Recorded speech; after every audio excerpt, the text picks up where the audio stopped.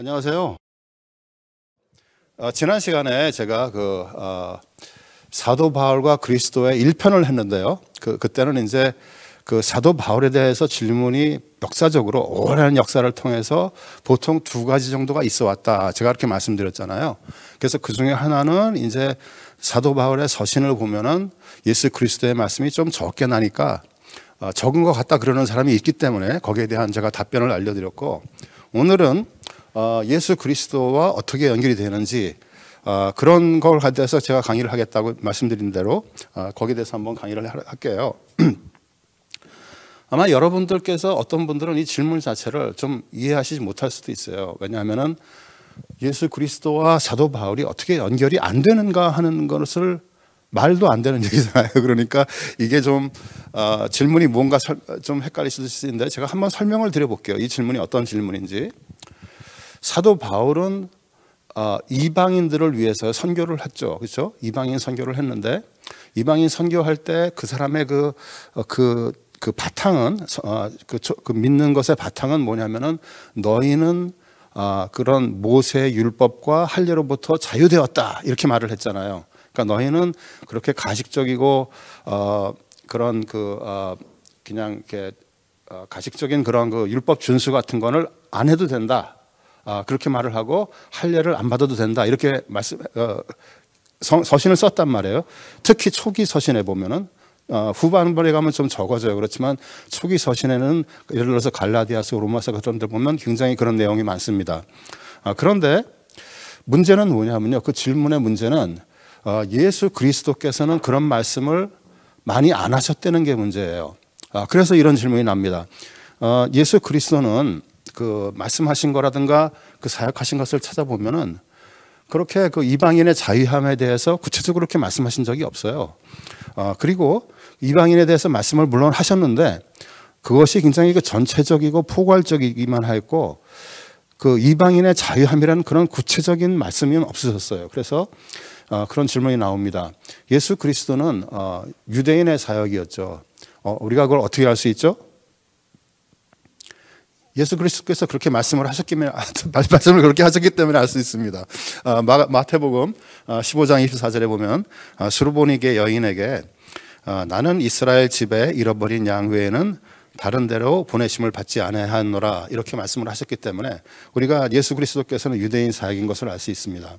하지만 예수 그리스도께서 유대인 사역을 하셨지만은 이방인과 관련되는 말씀과 사역을 하시기도 하셨습니다.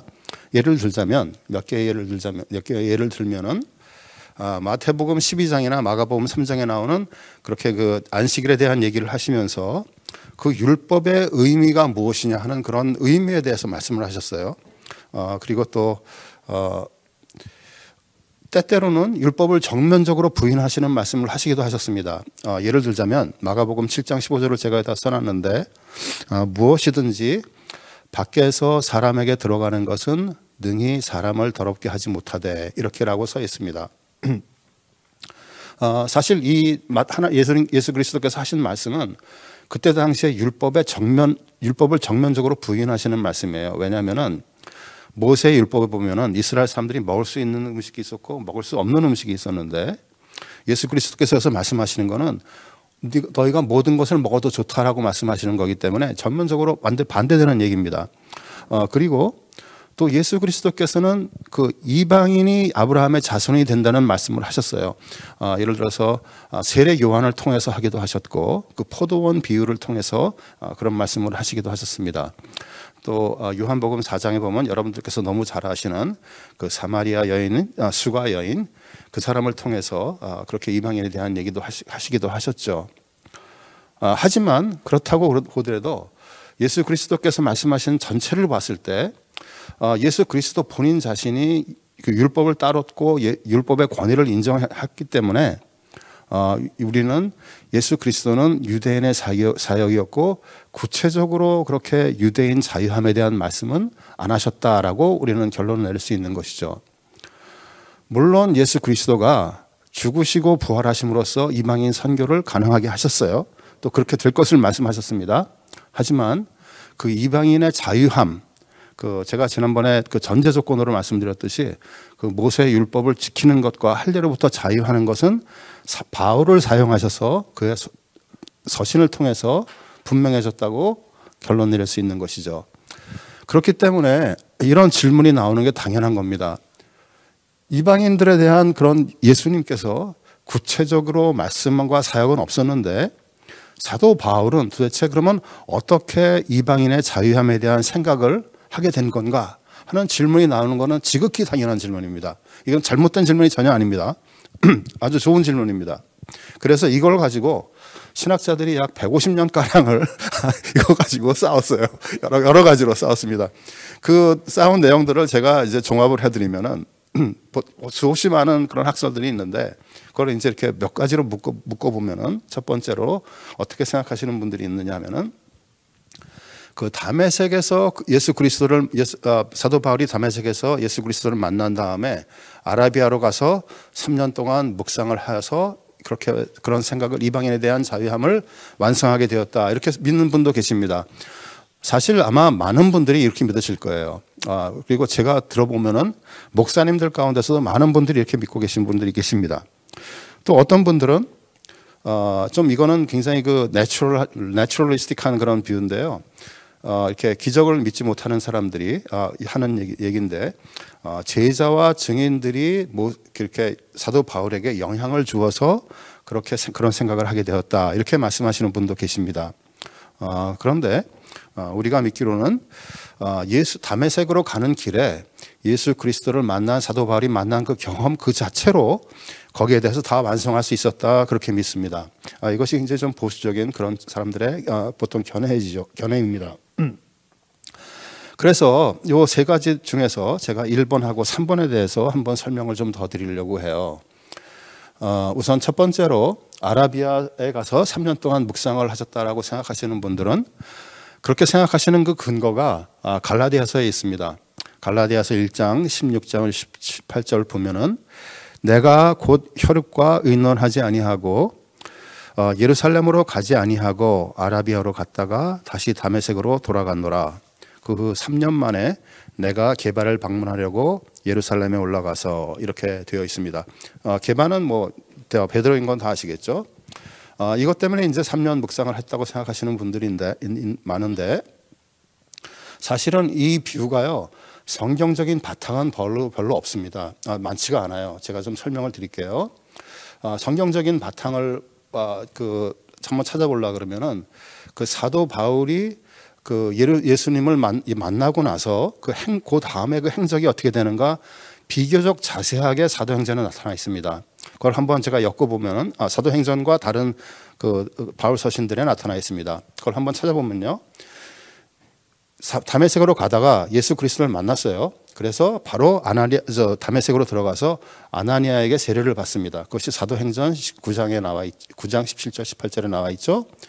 그리고 바로 그 뭐 정확한 기간이 얼마가 있었는지 모르겠지만 그 바로 다음 구절에 다메섹에서 며칠 머물면서 제자들과 같이 전도를 했다는 내용이 나옵니다. 그리고 갈라디아에서 나오는 그 아라비아로 갔던 내용이 아마 그 다음 것일 거라고 저희는 생각을 합니다. 그래서 아라비아로 갔는데 여기서 말하는 그 아라비아는요 여러분들께서 생각하시는 그 아라비아 반도가 아닙니다. 여기 지금 아라비아로 성경에 나왔던 건 나바티안 왕국이라는 그런 지방을 얘기하는 것입니다. 그 사실상 나바티안 왕국은 다메섹이라는 도시 자체가 그 나바티안 왕국에 포함되어 있는 도시 중에 하나입니다. 그렇기 때문에 사실상 바울이 멀리 간 것이 아니고 그 다메섹에서 바로 근처에 간 거라고 볼 수 있습니다. 제가 이건 좀 이따 지도로 설명해 다시 한번 해드릴게요. 그리고 바로 다음 구절에 가면은 아라비아로 갔다가 다시 또 다메섹으로 돌아와서 제자들과 함께 전도하는 내용이 나옵니다. 그렇게 전도를 하니까 그 동네에 있던 유대인들하고 그 나바티안 왕국에 아레다라는 왕이 있었는데 그 사람의 고관이 사도 바울을 죽이려고 하는 내용이 바로 나오고요. 그리고 그렇기 때문에 사도 바울이 형제들의 도움을 받아서 바구니를 타고 성벽을 탈출하는 장면이 나옵니다. 그리고 그 바로 다음 구절에 예루살렘으로 간다는 내용이 나오죠. 따지고 보면은 이 처음부터 여기까지 다메섹에서 만나서 예수님을 만나서 예루살렘으로 가기까지 이 전체가 3년이 걸렸다는 내용이 갈라디아서에 나와 있는 내용이에요. 그렇기 때문에 사실상 아라비아로 가서 3년 동안 묵상을 했다고 그러는 것은 성경적인 바탕이 좀 약하다는 의견을 제가 드릴 수 있고요. 근데 사실은 이것보다도 더 큰 그 문제는 첫 번째로는 우선 사도행전에는 바울의 아라비아 여행에 대한 기록이 없습니다. 물론 사도행전이 그 모든 것을 다 기록하지 않았어요. 예를 들어서 고린도후서 같은 데 보면은 사도 바울이 이런 고난도 당했고 저런 고난도 당했고 막 그런 내용이 나오는데 그런 내용이 사도행전에는 나오지가 않습니다. 그렇기 때문에 그것을 보더라도 사도행전이 모든 것을 다 기록한 것은 아닌데 만약에 묵상을 하는 것에 대해서 하나님의 성령이 임해서 그렇게 임해서 그렇게 중요한 사건이었다면은 성령을 따르다는 것이 바로 사도행전이라는 책인데 거기에 기록이 없을 거라고 생각을 합니다. 이것까지도 그냥 짐작인데요. 사실은 더 중요한 이유는 뭐냐면은 그 아라비아를 갔다는 내용이 갈라디아에서 나오는데 그 갈라디아에서 나왔던 내용을 그 앞뒤를 그 컨텍스트를 한번 쭉 읽어보면요. 무슨 내용이냐면은 자기가 전한 복음이 사람에게서 온 것이 아니라 예수 그리스도에서 직접 왔다. 이 내용을 설명하려는 거예요. 그러니까 무슨 소리냐면은 갈라디아 교회에 그때 당시에 사도 바울의 사도성을 의심하는 사람들이 있었습니다. 그래서 비판을 했습니다. 그러니까 사도 바울이 갈라디아 교회에다가 편지를 쓰면서 나는 사람을 누구에게 들었을 찬스조차 없었다라고 설명을 하면서 아라비아를 언급한 거예요. 바로 내가 예수 그리스도를 만나서 그에게 직접 계시를 받았고 사람들을 만나지도 못하고 바로 아라비아로 갔다 이런 얘기를 쓴 거예요. 그렇기 때문에 그걸 우리가 어떻게 알 수 있느냐 하면은 갈라디아서 그 바로 앞장에 1장 11절 12절에 보면은 내가 전한 복음은 사람의 뜻에 따라 된 것이 아니니라. 이는 내가 사람에게서 받은 것도 아니요 배운 것도 아니요 오직 예수 그리스도의 계시로 말미암은 것이라. 이렇게 본인 자신이 그렇게 썼습니다. 그렇기 때문에 그 컨텍스트를 봤을 때 그것이 3년 동안 가서 묵상을 했다는 그런 내용은 우리가 있을 수 없다고 생각을 합니다. 물론 이제 사도 바울이 묵상을 했겠죠. 굉장히 다른 서신을 쓸 때도 그렇고 아니면 선교여행을 다닐 때도 그렇고 사람들을 만날 때마다 많은 묵상을 했을 겁니다. 아마 하나님과 누구보다도 많은 대화를 했겠죠. 하지만 그 이방인의 자유함이라는 것을 위해서 이 세상을 떠나서 멀리 사막에 가서 이렇게 3년 동안 묵상해서 바울이 생각해냈다라고 하는 것은 좀 문제가 많다고 보는 것이죠. 왜 그렇게 또 문제가 많은 것 이유 중에 또 하나는 뭐냐면요. 이렇게 보는 뷰는 사도 바울의 그 개인에 대한 비중이 너무 큽니다. 성령님과 예수 그리스도에 대한 그 내용이 그렇게 그 비중이 좀 작기 때문에 그렇게 보지 않습니다. 혹시 그 3년 묵상에 대해서 질문이 있으신가요? 그냥 한번 넘어가 볼까요? 예, 그냥 일단 넘어가 볼게요. 또 아까 제가 설명드린 것처럼 제자들과 증인의 그런 영향들을 받았다라고 보는 뷰도 있습니다. 이거는 이제 제가 여기 썼듯이 내추럴리스틱 뷰라고 썼는데 이거는 사실 우리 가운데 교회에 다니시는 사람들 가운데 이렇게 믿는 분은 별로 없어요. 그렇기 때문에 제가 그냥 보여만 드리고 그냥 이렇게 믿는 사람들도 있다. 그냥 이렇게 소개만 드리고 그냥 넘어갈게요. 이렇게 보는 뷰고요.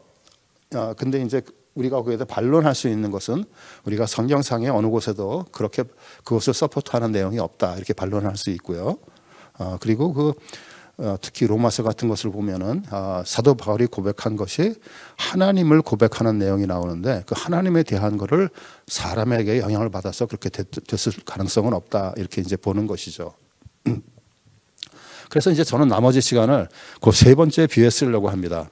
그런데 그게 이제 시간이 좀 많이 걸리니까 들어가기 전에 제가 지도를 하나 보여드릴게요.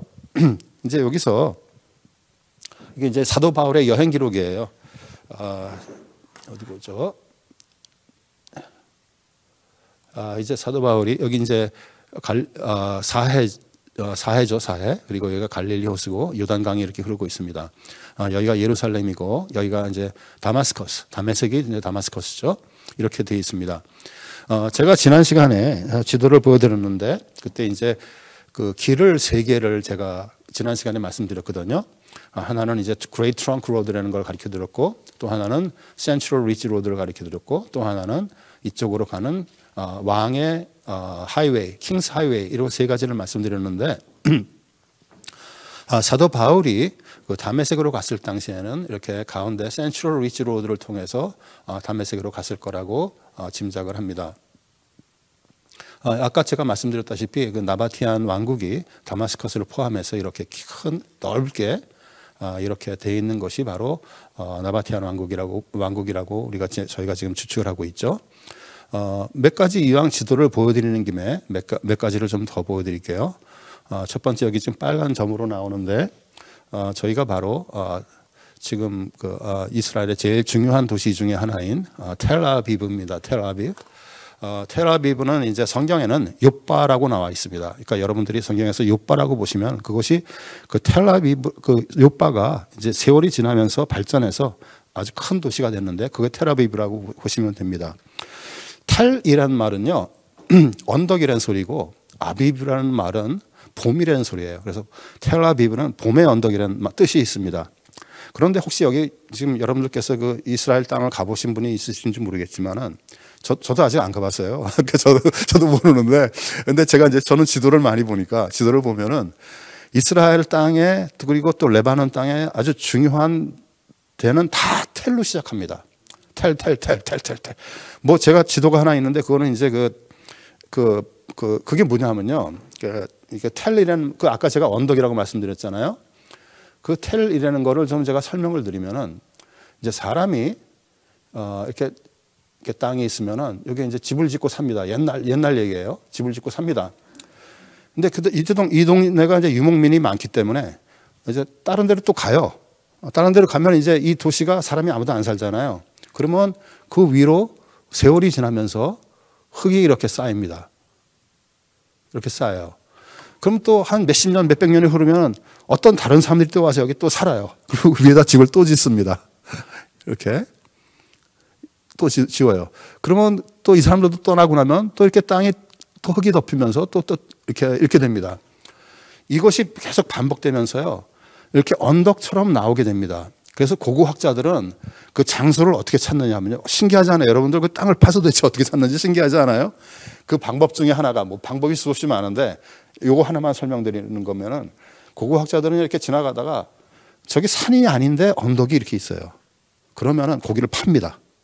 그러면은 한꺼풀을 파면은 여기 나타났던 아까 제가 그렸던 여기가 나타났던 여기에 위에 있던 요 집이 드러나고요. 더 파면은 그 더 옛날에 있었던 요 집이 나타납니다. 그런 식으로 이 사람들이 고고학자들이 이걸 찾아내는 거예요. 그렇기 때문에 이 이스라엘 땅은요 수없이 많은 텔이 있는데 다 거기가 파헤친 데예요. 그래서는 엄청나게 파헤쳤습니다. 제가 그 파헤친 곳이 지도가 또 하나 있는데 그걸 보여드릴까 말까 하고 고민했는데 하여간 안 가져왔어요. 근데 이스라엘 땅을 보면요 빨간색 빡 찍혀 있어요. 다 파헤쳤습니다. 그래서 그런 거를 텔이라고 합니다. 그런 언덕. 오케이? 그래서 여러분들이 고고학을 그렇게 하는구나 하면서 이해하실 수 있을 거예요. 또 여기를 보면은 이제 이렇게 여기가 이제 지중해잖아요. 지중해 보면은 여기 지금 여러분들이 보이실지 잘 모르겠지만 여기 이렇게 라인이 이렇게 있거든요. 요거는 이제 레바논입니다. 여기 레바논. 요 아래는 이제 이스라엘이죠. 그런데 여기 보면은 이렇게 뾰족하게 튀어나온 곳, 목젖이 튀어나오듯이 똑바로 튀어나온 곳이 두 곳이 있죠. 예? 이것이 중요합니다. 왜냐하면은 성경하고 관계가 있으니까. 이 아래쪽에 튀어나온 것, 제가 여기 아래쪽에 튀어나온 것 화살표가 갔죠? 그것이 바로 혹시 아시는 분? 이곳이 바로 지금은 하이파라고 부르는 항구 도시입니다. 하이파가 성경에 나오죠. 뭐로 나오나요? 갈멜산으로 나옵니다. 엘리야가 바울의 선지자와 싸웠던 엘리야 갈멜산이 바로 하이파입니다. 오케이? 그리고 또 여기 또 튀어나온 곳이 있는데 그곳이 바로 레바논의 수도 베이루트입니다. 뉴스를 보면은 워낙 자주 나오는 도시라서 여러분들이 잘 아실 거예요, 아마. 아까 제가 나바티안 그 왕국에 대해서 설명드렸잖아요. 나바티안 왕국에 대해서 여러분들이 들어보신 분이 얼마나 계신지는 모르겠지만 여러분들이 나바티안 왕국을 잘 아십니다. 뭘로 잘 아시는지 아세요? 바로 이것 때문에 잘 아십니다. 뭐죠? 페트라. 여기 요르단에 그 가보신 분들은 이 페트라를 많이 가보시죠. 이 페트라가 바로 나바티안 왕국의 수도라고 전해지고 있습니다. 이 페트라가 나바티안 왕국의 수도라고 말한 사람이 누구냐 하면요. 제가 지난 시간에 젊은 플리니하고 늙은 플리니를 말씀드렸죠. 바로 그 늙은 플리니가 기록을 남긴 것이 나바티안 왕국의 수도가 페트라라고 남겼습니다. 그 페트라라는 도시는 제가 그림은 여기 있지만 사실상 이 화살표를 따라가서 사실은 이 화살표보다도 더 아래쪽이에요. 훨씬 아래쪽입니다. 그런데 지도가 저기밖에 안 돼서 저렇게 그렸습니다. 여기 나와 있는 그 신전은 그 페트라 그 계곡을 따라서 신전이 여러 개가 있습니다. 이 신전은 우리가 알 카즈네라고 부릅니다. 그 영어로 그 의미는 또 트레저리, 재무부 뭐 이런 의미죠. 이것은 이제 어떤 왕을 기념해서 지은 선전인데 그 기념한 왕이 바로 아까 제가 조금 전에 다메섹에서 사도 바울을 박해했던 그 왕의 이름이 아레다라고 제가 말씀드렸죠. 그게 바로 아레다 4세입니다. 그 아레다 4세를 기념하기 만든 것이 바로 이것입니다. 그래서 이렇게 찾아보면은 성경상에 나오는 것과 역사상의 모든 것들을 이렇게 함께서 알게 될 수가 있어요. 그래서 그 아레다라는 사람이 이렇게 있다는 것을 제가 설명드렸고, 아까 제가 또 그리고 그 마태복음을 15장을 얘기하면서 그 스로보니게라고 말씀드렸잖아요. 그 스로보니게가 바로 요 동네입니다. 베이루트 레바논 남쪽 지방. 우리가 성경을 읽다 보면 두로와 시돈이라는 도시가 많이 나와요. 그렇죠? 두레가 바로 여기 있고 시돈이 여기 있습니다. 그래서 그렇게 좀 여러분들께서 이 지도를 기억하고 계시면은 사실 성경 읽을 때 굉장히 많은 도움이 됩니다. 제가 제가 두 학기 전에 강의를 하면서 했던 그 내용인데요. 한번 혹시 그때 못 보신 분들이 있을까봐 제가 말씀을 다시 한번 보여드리려고 다시 가져왔습니다. 성경을 제외하고 딱 한 군데 사도 바울에 대해서 설명한 책 기록이 딱 한 군데 있습니다. 그것이 바로 바울 행전. 여러분 이 책은 성경이 아닙니다. 제목 보고 헷갈리지 마세요. 예, 이거는 신학 외형인데 좀 퀘스천이 좀 많은 그런 책입니다. 이거 한참 후에 지어졌고 좀 퀘스천이 많은 책이에요. 하지만 여기를 보면은 사도 바울에 대한 그 표현이 좀 되어 있습니다. 뭐 성경상의 인물들이 많이 나오죠. 오네시브로도 나오고 또 루스드라라는 그 도시도 나오고 많이 있습니다. 그런데 여기 보면은 사도 바울이 건강해 보이지만 작은 몸매에 머리가 벗겨지고 다리가 휘고 눈썹이 맞닿았고 코가 약간 구부러졌고 친근감이 각해 보인다, 이렇게 되어 있습니다. 신기하죠? 이런 기록이 있습니다. 이건 뭐 중요한 게 아니니까 넘어갈게요. 제가 그 사도 바울의 그림을 몇 장 보여드릴게요.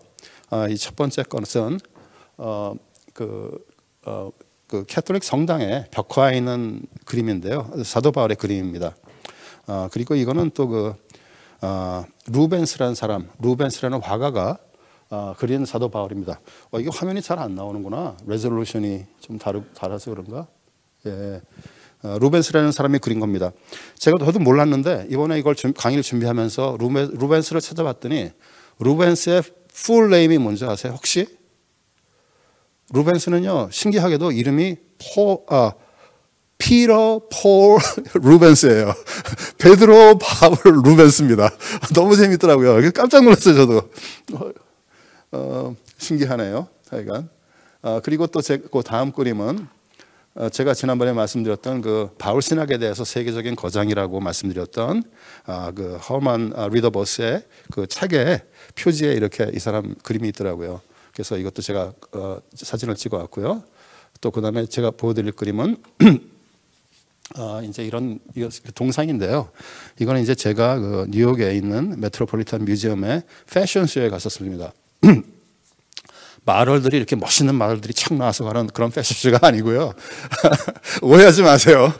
전 아직 패션쇼 한 번도 그런 황소는 한 번도 못 가봤습니다. 근데 그 성직자들이 옛날부터 그 초창기부터 지금까지 보던 성직자들이 어떤 옷을 입었는가 하는 것에 대한 패션쇼예요. 거기 갔더니 이제 사도 바울이 이렇게 딱 돼 있더라고요. 그 아까 제가 그 바울 행전에서 사도 바울에 대한 그 표현 어떻게 이렇게 생겼다 말씀드렸잖아요. 제가 보기엔 이 그림들 중에서 이게 제일 정확해요. 근데 뭐 그건 정확히는 모르겠습니다. 어떻게 생겼는지 우리가 어떻게 알겠어요. 오케이.